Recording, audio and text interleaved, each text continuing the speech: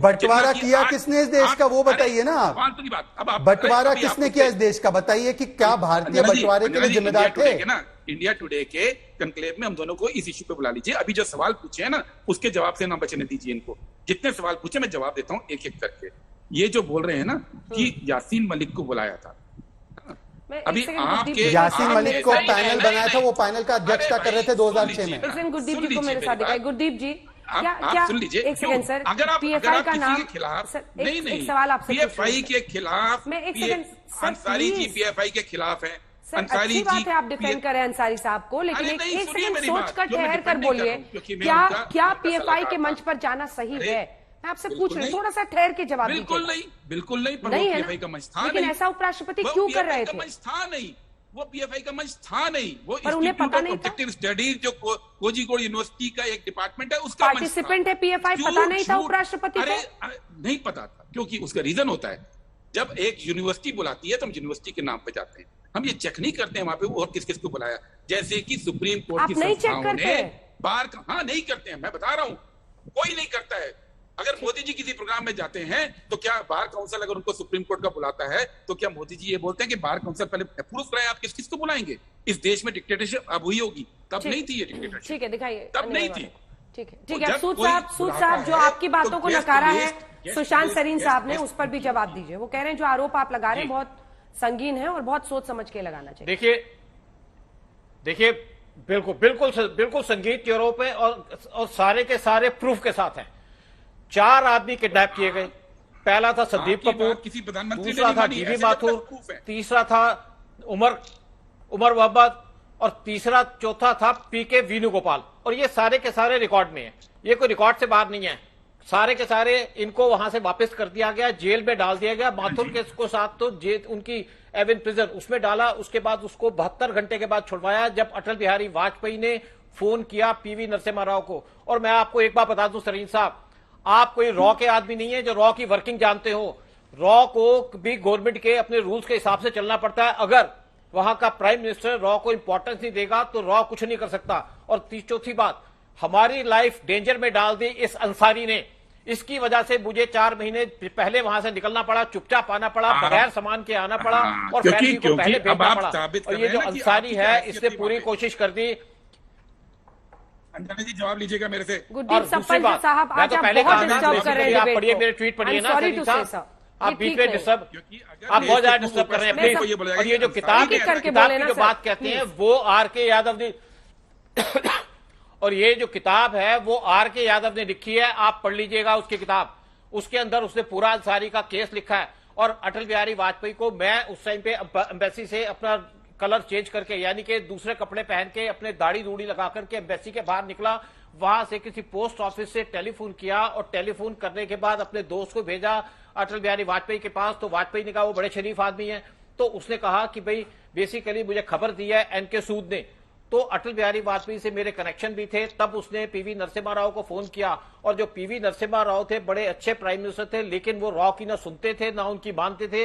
Raw अपने आप कोई काम नहीं कर सकता और इन्होंने कोशिश की रॉ को डिस्ट्रॉय करने की, रॉ का स्टेशन को बंद करने की। लेकिन उसके बाद जब मुझे बुलाया गया तो मैंने कहा कि सिर्फ ये रॉ के लोग नहीं है, बाकी लोगों को भी किडनैप किया गया। जी सूद साहब, तो मेरे यहाँ पे सिर्फ 4 लोगों को किडनैप नहीं किया गया, उनको टॉर्चर किया गया।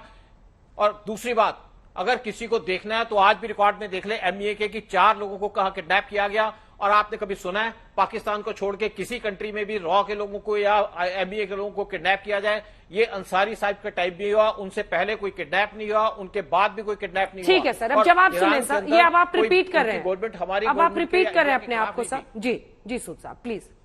यार देखो अंजना, मैं ये तो नहीं कह रहा कि कोई किडनैप नहीं हुआ, लेकिन ये मान लेना कि उनकी निशानदेही जो है वो अंसारी साहब ने की थी। मेरे ख्याल या तो आपके पास कोई प्रमाण हो कि अंसारी साहब ने की थी, ये कहना कि उससे पहले नहीं हो उसके बाद। मुझे सलीम साहब एक बात का मुझे जवाब दूंगा आपको। अंसारी साहब ऐसा है, सलीम साहब आप मेरी बात सुन लीजिएगा, ऐसा है जो भी एम्बेसी का स्टाफ हो, चाहे रॉ का हो चाहे एमईए का हो, उसकी सारी रिस्पॉन्सिबिलिटी है एम्बेसडर की।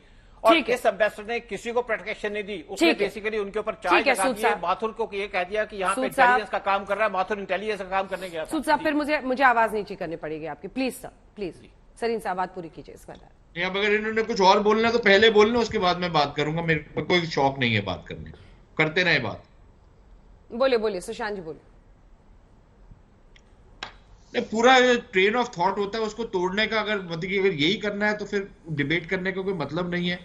लेकिन इशू ये है कि ये कहना कि उनको अंसारी साहब ने पहले बात तो कि उनकी निशानदेही की, इसका कोई या तो प्रमाण दें, ऐसी हवा में मत बात करें। और मैं आपको और बहुत सारे उदाहरण दे सकता हूं कि पाकिस्तान में और कई और देशों में अगर किसी को इस तरीके से पकड़ा जाता है या हिरासत में लिया जाता है तो वो उसका ये मतलब नहीं होता कि वहां के जो राजदूत है उन्होंने उसकी निशानदेही की होती है। दूसरी बात ये कि बहुत सारे लोग कई बारी जो उनको यातनाएं दी जाती हैं अंडर कस्टडी, उसमें कई बारी चीजें उगल देते हैं।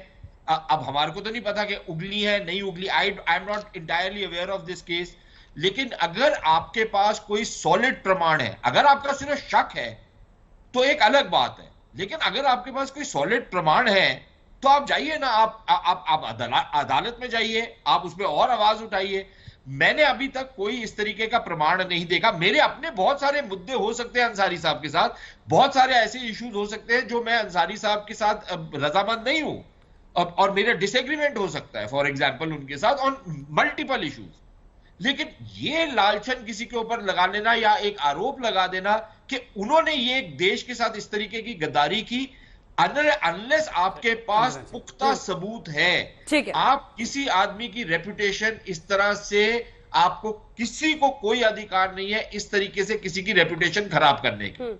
मेरा सिर्फ इतना सा पॉइंट। अंजना जी देखिए, हामिद अंसारी और उनके कृत्य मात्र एक सिम्टम है बीमारी के ऊपर। मैं बार बार कह रहा हूं कि ये पाक परस्त पॉलिसी, क्या ये हकीकत नहीं है कि 26/11 के बाद एक अटेम्प्ट किया गया दिग्विजय सिंह द्वारा कि इसको हिंदुओं पर मढ़ा जाए, और मनीष तिवारी ने अपनी किताब में लिखा है कि फली मेजर के कहने के बावजूद भी कोई उनके ऊपर पेनल्टी लगाई नहीं गई पाकिस्तान के ऊपर। इनफैक्ट मोस्ट फेवर्ड नेशन का दर्जा दे रहे थे मनमोहन सिंह जी। क्या ये हकीकत है या नहीं है? मैं इस डिजीज पर आ रहा हूं कि ये पाक परस्त पॉलिसी। एक सेकंड सुशांत जी, आपसे सवाल नहीं। सुशांत जी कृपया करके, मैं हाथ जोड़कर मैं एक राजनीतिक दल से पूछ रहा हूं कि एक sir please sir, I request you Sushant ji, I am not confusing the two issues, let me articulate my issue please. बुलाया था इन्हें हामिद अंसारी। एक सेकंड 1 घंटे की बहस में ये तो तय कर। देखिए ऐसा है, आप बीमारी डिजीज का इलाज तो बता रहे हैं। मैं एक राजनीतिक दल का प्रतिनिधि हूं, मैं दूसरे राजनीतिक दल जिसने सरकार चलाई है, मैं उसके ऊपर सवाल उठा रहा हूं कि क्या ये कृत्यों से और ये सीरियल ऑफेंसेस से ऐसा पता नहीं चलता कि आपकी सॉफ्ट पॉलिसी थी। और जो व्यक्ति क्लेम कर रहा है कि मैं यहां पर आया और उसी समय बॉम्ब ब्लास्ट हुआ और 26/11 के समय आपने जो हमला हुआ उसके बाद कार्रवाई नहीं की, तो इससे एक चेन ऑफ इवेंट्स पैदा होती है ये शक करने के लिए कि क्या कांग्रेस का हाथ हमेशा पाक परस्त फोर्सेस के साथ रहा है कि नहीं रहा है।